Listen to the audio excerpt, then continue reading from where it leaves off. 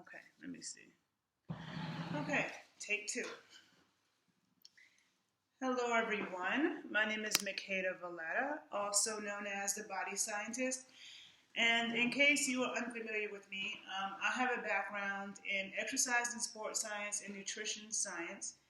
Um, got my degree from the University of Delaware, then went on to graduate school in a program in applied physiology and nutrition education at Teachers College at Columbia University. I am an NSCA certified strength and conditioning coach, ISSN certified sports nutritionist, a USA Olympic weightlifting coach. I'm a doula. I study a lot of different things dealing with the body and taking it to its highest levels. And I am a science nerd, so I'm always studying the science because a lot of times practitioners don't read research and the researchers don't work with people. There's a disconnect. I'm always up on my research and have been working with people since like 2000, okay, about 20 years now. And what was I going to say? Oh, before I got into exercise and sports science and nutrition, I was a biotechnology major for a couple of years. And biotechnology is all about genetic engineering, understanding microbes. I used to want to research cures for genetic diseases. That's what I wanted to do when I first went to college. So I'm very much into studying all the ways that we can take our body to its highest level. And prevention is much easier, okay? Prevention is much easier than the cure, okay? So a lot of people who sit around idle, waiting until they get really sick to then want someone to save them, okay? You don't want to put yourself in that situation.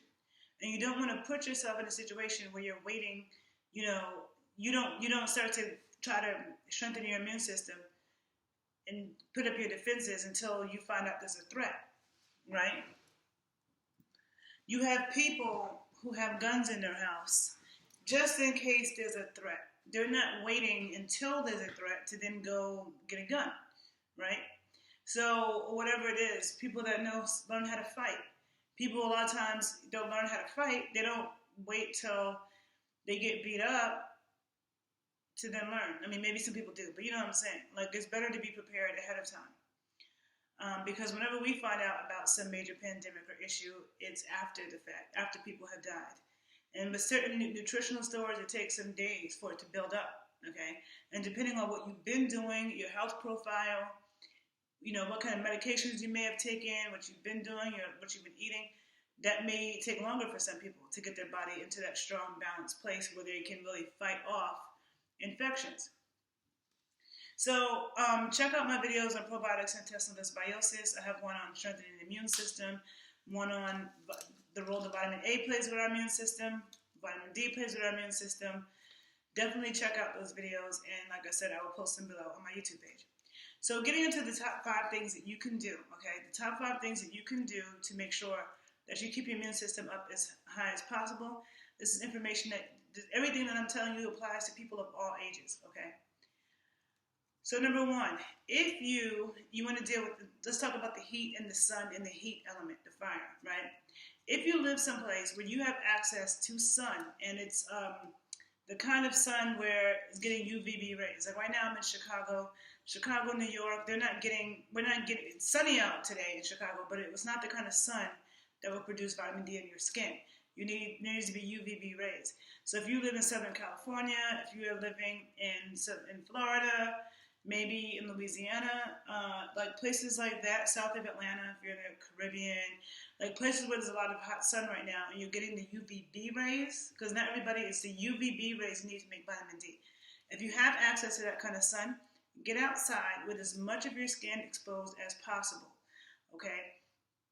I told this to a good friend of mine in LA, another holistic healer. She has her kids outside in the backyard naked gardening, okay, in the middle of the day. So what a wonderful lesson. She already homeschooled her kids anyway, but what a wonderful lesson to have them gardening, and then they're outside practically naked or naked in the sun, but they have their own private backyard. Some people have their own private backyard. When I drive to the suburbs, I see a lot of people with backyards that don't use them, okay? So number 1, stay in your backyard and stop going out places if you have your own backyard, okay? Because Like, I know somebody in New York who had gone to the beach and talked about all the people that was on the boardwalk, and I'm like, but you were one of them, you know.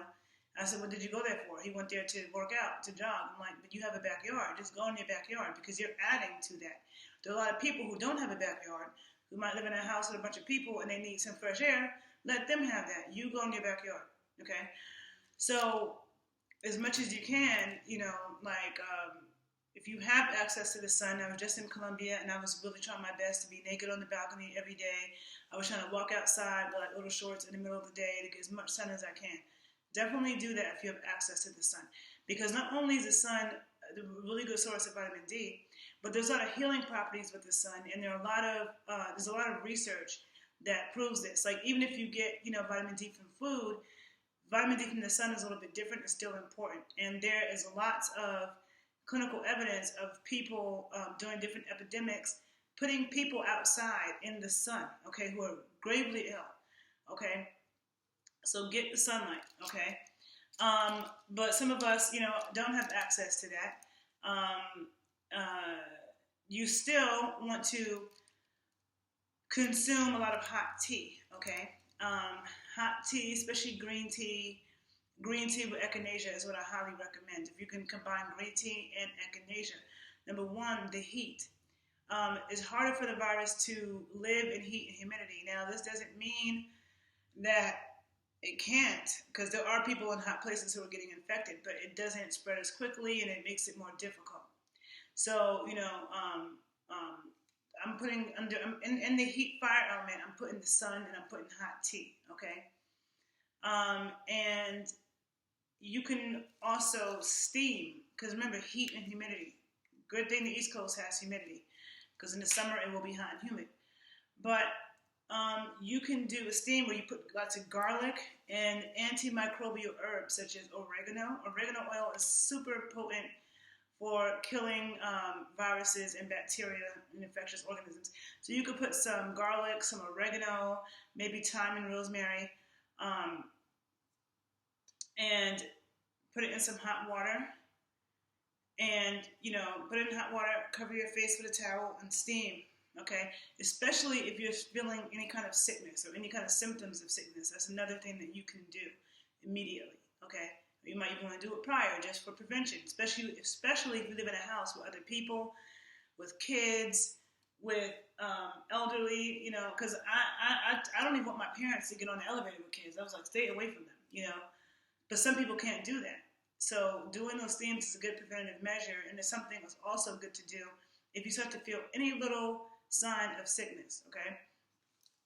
And then in the tea, I would also say if you have access to oil of oregano or you have access to olive leaf extract, you can drop some of that into the tea, okay? Or whatever else that you're drinking, just to get a few, synergistic medicine. You get in the heat, you get in the powerful antioxidants in the green tea and echinacea, and they work really wonderfully together. And then you're getting a dose of medicine from the oil of oregano or the olive leaf extract, okay? I put that olive leaf extract in my coconut water, in my watermelon juice, maybe once a day. I'll do that, okay? Number two, taking probiotics and fermented foods, okay?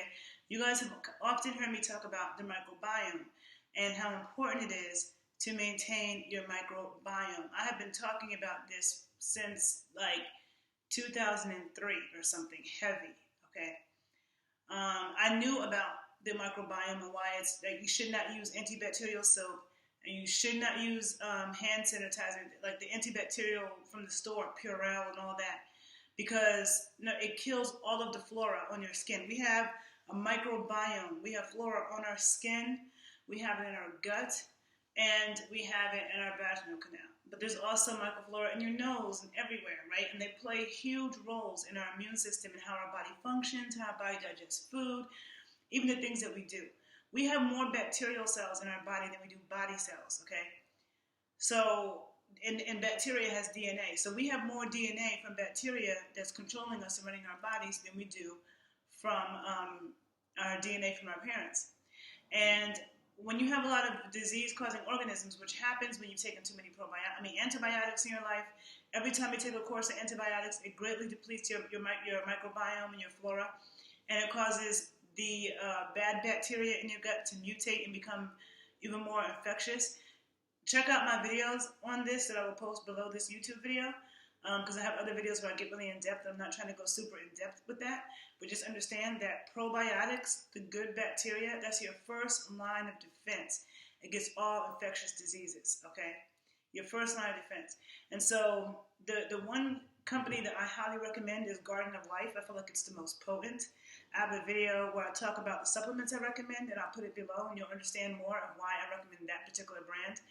I know that Garden of Life, I know that brand works, so I've recommended it to many people, and I've used it myself for many things, and so I can recommend that brand with confidence. You know, I'm taking right now like 200 or like anywhere between 150 to 200 billion probiotics a day. And I haven't taken antibiotics in years. When I go to the doctor, anything that's happened to me, and they try to give me antibiotics, I don't take it. You know, if you end up in a hospital with IV, they might pump antibiotics through you, and you can't do anything about that. Apparently, that one is not as destructive, but regardless, if that happens to you, you have to really OD on the probiotics, okay? Also, you can get it from fermented foods. Some people can't afford to get the probiotics. It's just like too expensive.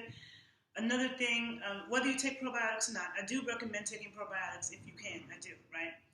But whether you do, even with that, in addition to that, it's good to eat fermented foods. So you have like kimchi from the Koreans, sauerkraut, American. You have fermented dairy, like it could be yogurts and sour cream, you know, raw milk. Like there's every group of people in the world ate a fermented food. And so this also helps introduce good bacteria to you. Now, I consume lots of kefir, raw milk, and yogurts, grass from the farm, right, which has a lot of good probiotics. I'm not talking about Yoplait yogurt and Dannon. No, I'm talking about good quality yogurt. But it can also be lacto-fermented vegetables or fermented vegetables. And so you can take sauerkraut or kimchi. If you have that, eating it is good. But if you take a spoonful of the liquid that's in the kimchi or the sauerkraut, just a spoonful of it, and take that, that's like a probiotic shot. Okay, so that's something that you can do to get a really good dose of probiotics. And so I recommend doing that and taking the probiotics. But if you absolutely can't get probiotics, can't afford it, then still do the antibiotic shot and get fermented foods. Okay, critically clear. You should have fermented food at every meal if you can. That's the goal, right? Third thing you could do, make sure you get your vitamins A and D and C up, okay? Because there's lots of evidence that in China, they treated a lot of people with coronavirus with vitamin C, intravenous vitamin C, which is a little bit different, and they found a lot of good outcomes with that. So vitamin C is important, and the best source of vitamin C is that shot, that probiotic shot I talked about in the sauerkraut. That is the most potent source of vitamin C. There's 10 times more vitamin C in sauerkraut than there is in cabbage, okay? That's non-fermented. Eating raw vegetables, despite what people think, is not healthy unless they are fermented, okay? Unless they are fermented. And when you look around the world, you don't see people eating raw vegetables. They cook their vegetables with a fat or they ferment them, okay? Just look at every country, that's the case. Now some people make salads because of the American thing. No culture ate salads and all these raw vegetables. So there's 10 times more vitamin C in fermented cabbage. Okay, in the fermented cabbage. So that's another good way to get vitamin C. There's also a lot of vitamin C in raw milk, my favorite. And of course, everybody knows that there's vitamin C in a lot of citrus fruits and stuff like that, right? Vitamins A and D. The best source of that is liver. Like if you can stomach chicken liver, I personally do not like chicken liver. But there are people who can't eat chicken liver, then eat chicken liver once or twice a week, okay? Because that's the best source of vitamin D, and it has vitamin D and vitamin A in perfect balance, which you need, okay? If you have beef liver, I think beef liver is high in vitamin A, but not so much vitamin D. So that's okay if you still eat lots of grass-fed butter, you get some sunlight, you can still balance that. But vitamin A and vitamin D need to be balanced. So liver is the best source, especially poultry liver. Cod liver oil. I take a cod liver oil. I take a fermented cod liver oil. I don't have it right here in front of me, but I do have a video I recommend supplements, and I show that cod liver oil. And I use a cod liver oil, fermented cod liver oil, and butter oil. is what I use. And I'll do, I think I'm going to do a video tomorrow getting more into the difference between fish oil and cod liver oil because they're not the same.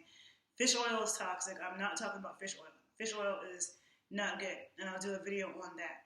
But you have to be careful with the cod liver oil. You can't just go buy any one. There's a couple of brands I recommend, but the one that I use is by Green Pastures, and it's a fermented cod liver oil. And depending on your age and what you're dealing with, there's different amounts that you might want to take, you know. So I take about 5 capsules twice a day. That's my goal, right? But the older you are, the harder it is for you to make vitamin D. And also anybody with metabolic issues, people who are overweight. People who are overweight have a way higher requirement for vitamin D than people who are not. And on my Patreon page, I will be getting more into depth on this, on how to know how much vitamin D you need and how to be able to tell what you're getting from the foods. I'll get more into depth in that on my Patreon page that I'm starting soon. I'm working on right now. But so cod liver oil, another source, right? Other than that, you have egg yolks, pasture egg yolks from, this is chicken eggs from the farm. I'm never talking about anything from the commercial food industry, okay? If you can get your food from local farms, go to a local farm. Whole Foods a lot of times will have stuff from local farms, and they'll tell you where stuff came from. But you want to get local foods, especially foods from the farmers markets. Most cities have great farmers markets. You want to do that as much as you can, okay? But if you get eggs from the farm, they're called pasture egg yolks, pasture eggs. This is from chickens who are running around getting sun and eating grass and insects. Those egg yolks are orange, okay? And that's a sign of their very high vitamin A content, iron content, but they're also high in vitamin D, and they have a good A-D balance, okay? Egg yolks, another one. But grass-fed butter and ghee. And the cream and milk from grass-fed cows, especially the ones who are eating spring grass. Their vitamin A and vitamin D is so much higher, okay?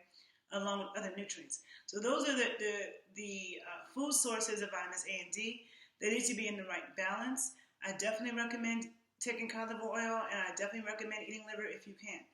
Okay, this is really, and also getting, if you live someplace where you can get vitamin D from the sun, and you know you want to expose as much of your skin as possible, that is a way to do that. Okay, so you need to get your vitamin A, D, and C up. Don't take vitamin D by itself. A lot of people are doing that. I see doctors recommending that. Don't do it. Okay. Remember, nutrients need other nutrients. They don't work by themselves. So when you just take a high dose of one vitamin, it can cause serious problems, and you don't want that. This is the reason why medications cause serious problems, because they isolate a so-called active compound out of a plant, and then they just try to use that, and then it backfires, because that whole plant, all of that works together, okay? And they all play a role. Okay, number 4, bone broth, okay?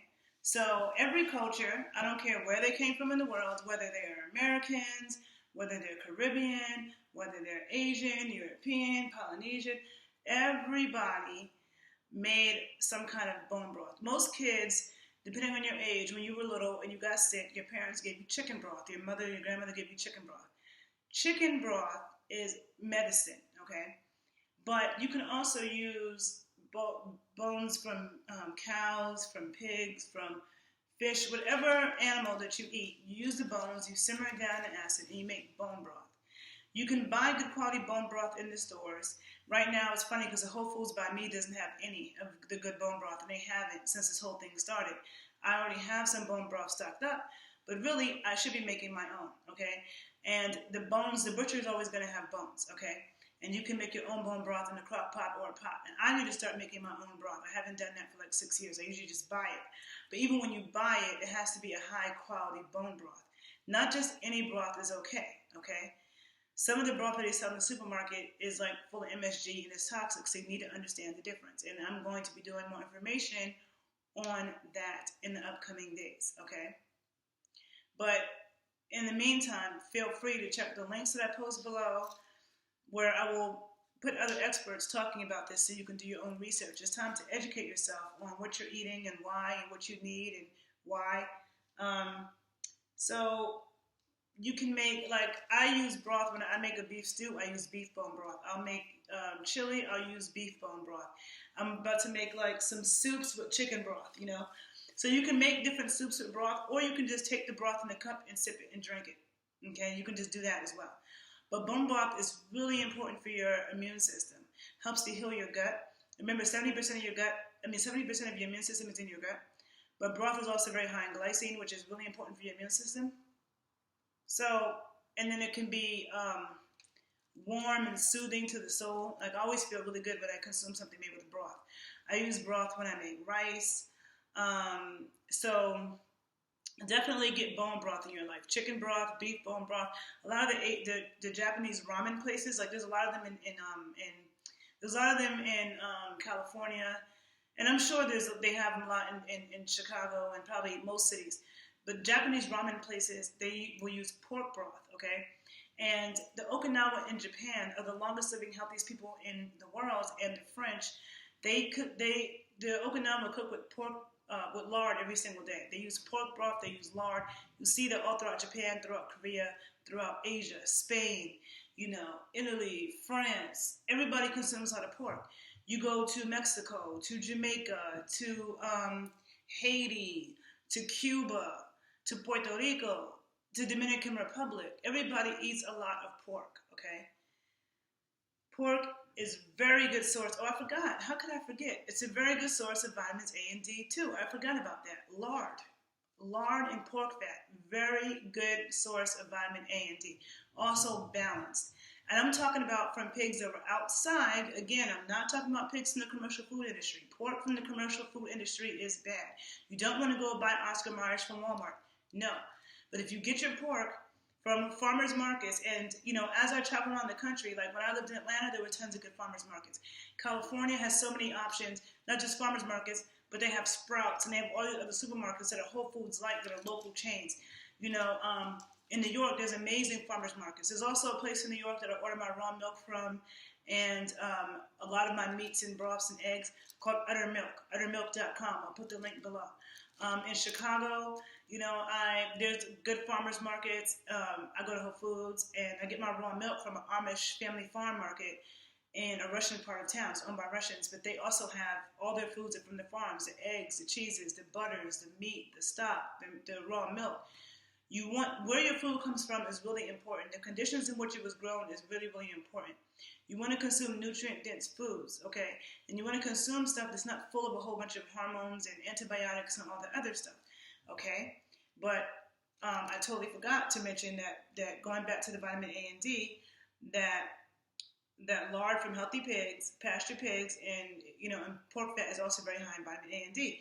And if you really want to be real and stop dealing with the propaganda, some of the longest living people in the world eat pork. I see people all around the world who, this is the oldest person in Cuba, this is the oldest person in America, this is the oldest person in the world, they're in Peru. They always ask them, what did they eat? They always say they ate bacon. They always ate pork. And so on my YouTube page, anybody who's listening to this, who have people in their family who lived a long time, doing any of these things that I'm mentioning, the broths, the pork eating, the fermented foods, please share that below. Because it's time to share so we can really learn. Because a lot of people aren't telling people the full truth. They're giving people half-truths, and they're making you afraid of the foods that will truly heal you. So if you got up in the morning and you had eggs from the farm, cooked it in some butter, some grass-fed butter, had some bacon, okay, that's a whole bunch of vitamin A and D, okay? Or you make a shake with raw milk, you put some raw cream in it, some kefir, some fruit, maybe an egg yolk. That's a whole lot of vitamin A and D. Take it with some olive oil, okay? So it can taste really good to get those vitamins, okay, without taking a whole bunch of crazy pills. And I'm going to start making my own ice cream even, because I always tell people ice cream is a health food if it's made from good ingredients, which a lot of the commercial ice cream is not. Okay, so the bone broth, I got into that. Number 5, okay, cook with lots of herbs, okay, and that includes, I cook with lots of garlic. Lately I've been making these cream sauces for my fish and stuff where, I'll put lots of garlic and fresh garlic and olive oil and melted butter or ghee with some wine and lemon juice. I'll put that over the fish, bake it for 15 minutes, make a sauce with a whole bunch of garlic, chopped up, grated garlic, with more butter, grass-fed butter, some wine, some lemon juice, and I'll put some raw cream in there and simmer that for a couple of minutes. And then when I eat my fish, I put it on top of it. And not only does it make it super yummy, but it's super medicinal. And I'll use other herbs. You know, I might put some oregano, some dill, some parsley, like different fresh herbs. When you want to use herbs medicinally, though, you usually need more of it, and so that's a whole other conversation, and I will do other videos about that. But remember, holistic health, it's the sum total of everything, okay? It's the sum total of everything. So imagine if somebody is doing all these things that I'm mentioning. They all work synergistically and together, okay? So those are 5 things that you can do. Going back, I'm sorry, there's things I forgot that I wanted to say. Going back to number 2 with the probiotics and fermented foods, an add-on part of that is to avoid using the commercial antibacterial soaps, the Purells, the Lysols. All of that is really, really toxic, okay? And soap actually works really well at destroying the virus, soap. And there's a whole science behind that I'm not going to explain right now. I'll get too nerdy and bore you, but there's tons of experts and scientists who've made videos explaining why soap is so great. When you use the antibacterial hand sanitizer that is made by the commercial industries, they're full of chemicals that are not only cancer-causing, and remember, if you cannot eat something, it should not be in your skin because it will get into your blood way easier through your skin than through your gut.